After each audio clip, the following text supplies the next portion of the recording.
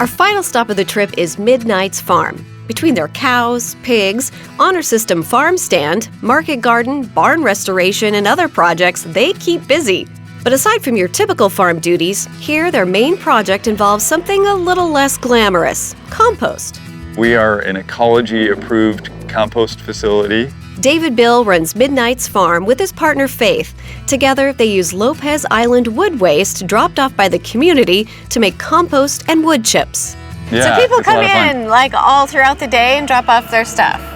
Yes, sometimes like 7 in the morning Wow. or like late Yeah, at night. yeah. Historically on the island, the kind of island culture, a lot of wood waste and woody materials were all burnt. So all this like really nutritious, amazing biomass was going up in smoke and creating air pollution and just releasing all that carbon into the atmosphere. Faith Vandeput runs the operation with David. For her, environmental concerns are top of mind with every decision they make. By providing an alternative on the island for islanders to be able to bring their woody material here, we can either turn it into wood chips or compost it and turn it into something that can be used and make the place a more abundant place instead of more polluted place. Yes. There is a lot of woody stuff in our compost. It allows air to get through here. If you had like solid manure or something like that, this little aeration wouldn't do it. Every 4 feet is one of these aeration holes. Okay. And so it's all not very trying, big, and each one is covered with some wood chips like this.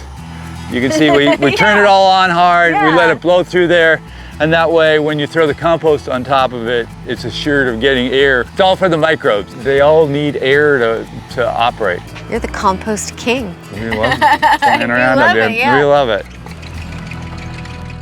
Now it's time to see where the composting operation starts. Faith and I are headed to the pasture, where their grass-fed cows are moved from one pasture to the next in a process known as rotational grazing. They're getting fresh grass. It's better for the cattle. Yeah. It helps break some of the parasite cycles. And then it's also better for the land. It's better for the soil. It helps to sequester more carbon. And you have your helper.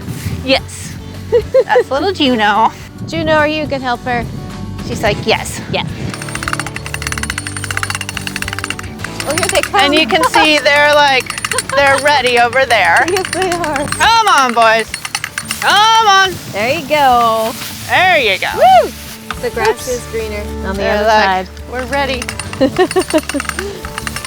One of the main things we're about here is climate change, solutions to climate change. In the ag world, that is largely around how can we get more carbon into the soil. Carbon in the soil is a win for so many fronts. I think there's a real consciousness about stewarding the land, both in the community in general, and then also within the farming community here.